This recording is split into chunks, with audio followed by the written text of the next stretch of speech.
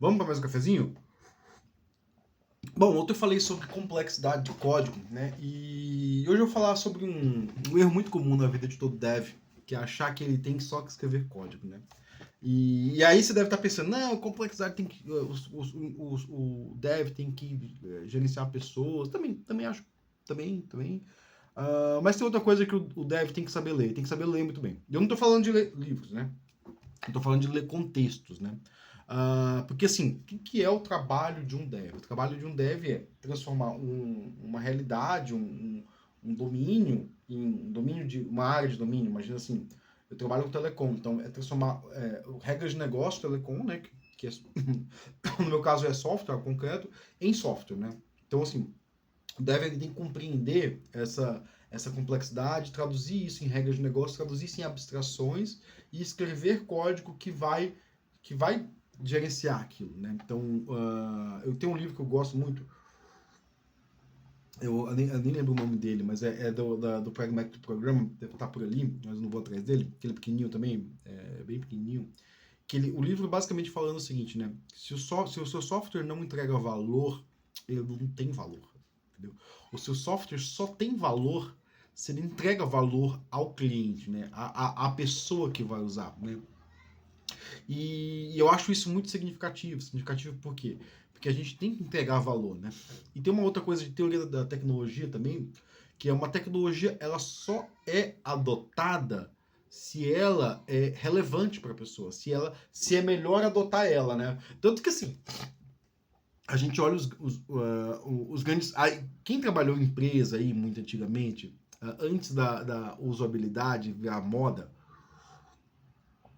deve lembrar que era muito comum assim a gerência tentar forçar o uso do software. E aí o que as pessoas faziam, né?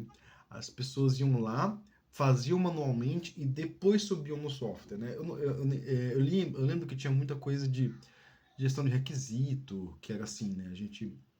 Dificilmente a gente ia no software lá, no tal do. Antigamente eu nem lembro quais a gente usava, né? Mas hoje em dia todo mundo usa o Gira, né? Usa, sei lá, depois muita gente usou o Trello. E então era muitas, às vezes as pessoas não viam sentido em fazer aquilo, não viam usabilidade, né, de fazer aquilo, né? Então, tipo, não fazia sentido você. Era muito difícil você usar aquilo. Mas não é sobre isso que eu quero falar hoje, não, né? Eu tô divagando aqui, mas eu queria falar um pouco sobre o conceito de domínio, né? Ontem eu peguei um projeto paralelo meu, um projeto que eu tenho desde que eu terminei de escrever o meu livro, né? Eu escrevi um livro sobre HTTP, né? Eu queria escrever um livro sobre back-end, né? Eu ia começar com HTTP, ia falar sobre HTTP, padrões arquiteturais, e aí depois eu ia falar de DDD, de domínio, de modelagem de sistemas, para depois falar de quando usar eventos. Eu ia fazer um livro. Ele seria muito grande, estava demorando muito para escrever. E aí, como minha vida ficou um pouco complicada ali no meio do caminho, eu tive uma filha, né? A segunda, né? Tem um menino, eu tive uma menina, né? E aí a editora falou, não, já tá demorando demais, vamos lançar isso aqui tá bom, tá suficiente, né? E é o meu livro de HTTP, ele é um pouco curto, mas assim, ele é completo com aquilo que ele se propõe, né? Mas a segunda parte é um projeto que ficou pendente, né? Assim, eu quero escrever um livro sobre modelagem de software e eu quero escrever um livro sobre modelagem de sistemas baseados em eventos. Tem uma palestra minha que foi o primeiro vídeo desse canal, se não me engano até. Talvez eu tenha pegado ele editado e não tá como primeiro vídeo, mas procurei, que é modelando sistemas baseados em eventos, alguma coisa assim, né? Eu dei até essa palestra recentemente na comunidade Java de Campinas, mas o que ontem eu tava fazendo, eu peguei esse projeto paralelo, né, que é assim, eu quero escrever esse livro, e comecei a trabalhar um pouquinho nele, né, ver se consigo botar algumas ideias no papel, né, e eu tava escrevendo sobre domínio, né, talvez eu lance esses capítulos, né, esse projeto paralelo que eu vou levar, talvez eu lance ele no Substack, né, a Substack é uma plataforma de escrita que eu vou levar de frente do meu blog para quê? Para separar esse conteúdo, eu quero esse conteúdo separado, né? Então talvez eu lance ele no Substack. Dessa vez eu vou escrever o livro. Se eu for escrever o livro, né? Se não for escrever, vai virar post de blog, né? Eu vou escrever o livro como post de blog, depois que terminar, tira do blog e manda para alguma editora, sei lá. o que eu escrevi ontem sobre domínio, né? Que é basicamente assim, o que é modelar um software? Como é que você modela um software? E como isso nos ajuda na complexidade? Então, modelar um software é quando a gente faz perguntas ao domínio, né? E o que é domínio, né? Tipo, o domínio é a área de conhecimento a que o software se propõe. Então, assim, por exemplo, o DDD, que é esse livro azulzinho que está bem aqui, ó, esse azulzinho que está bem aqui no meio, ó, pega meu dedo e vai direto para trás. O Domain Driven Design do Eric Ivas, um livro original do DDD, que o DDD surgiu nesse livro, né? Ele define o domínio como a área a área do conhecimento para a qual o software está sendo desenvolvido, né? Então lá ele vai falar de um software de cargo, né? De transporte de cargas, né? Acho que é Cargo Tracker. Tem um projeto do Jakarta aí que chama Cargo Tracker, que é exatamente para mostrar como os conceitos de DDD se aplicam usando Java EE. Eu vou deixar até esse projeto aqui. É um projeto que ontem à noite eu estava trabalhando nisso, alguém perguntou no Twitter, eu falei, respondi, ó, tem um Cargo Tracker aqui, você pode usar esse projeto. E tem um outro livro que eu uso ele como referência mais, né? Esse que até ele é bem grande, assim. Então, assim, eu quero ler como ele define tal coisa, eu entro aqui, leio, diferentemente de como eu uso o Domain Driven Design, que eu tenho uma playlist só sobre eu tô lendo ele, né? Parei nessa playlist porque eu tenho que entrar a fundo nesse projeto do Cargo Tracker, e aí, tipo, me falta tempo de entrar a fundo. Então, quando eu chego nos meus vídeos aulas, quando eu chego num ponto que eu vou ter muito trabalho nesse roteiro, eu pondero se eu tenho tempo para fazer esse roteiro ou não tenho tempo para fazer esse roteiro. Aí eu paro, vou para outro canto, né?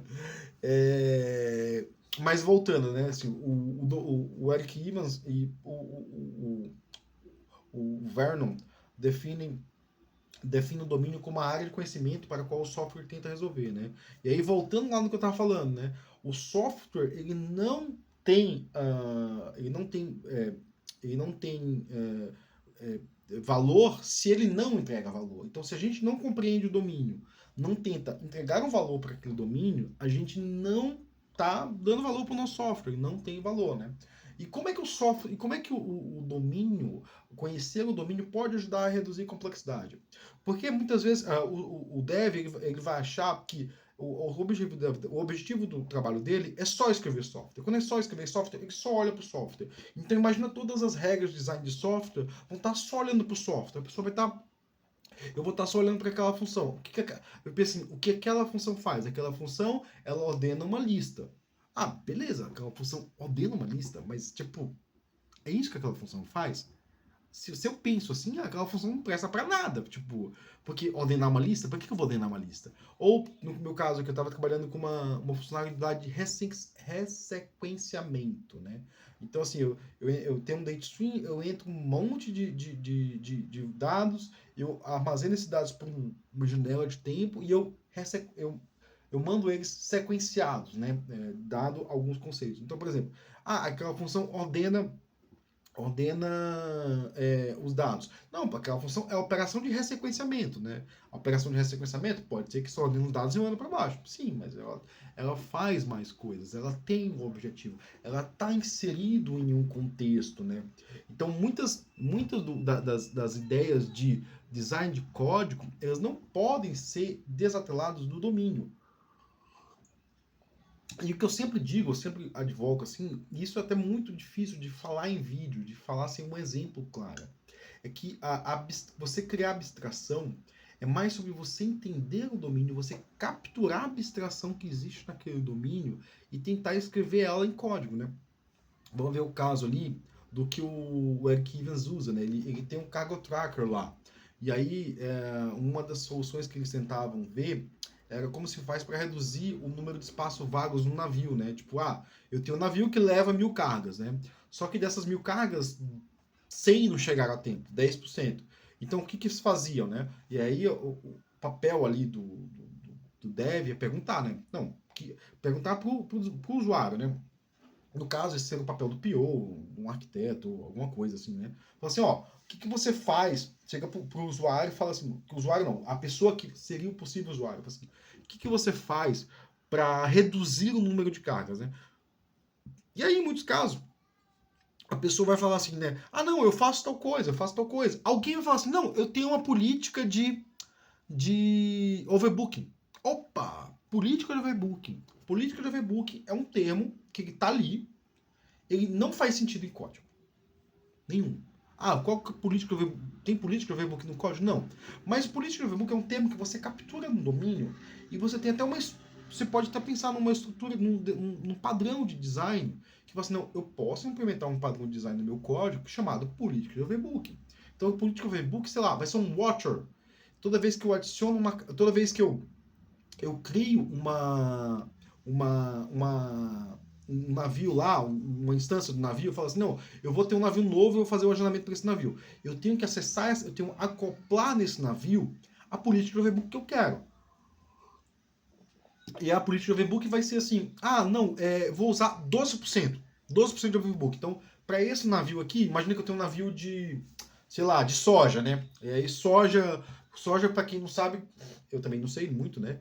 Que eu sei que assim, a agricultura, quando você colhe uma coisa, você colhe tudo, porque assim, você tem que plantar tudo junto. Então, soja, o que acontece com soja? Deve ser a mesma coisa.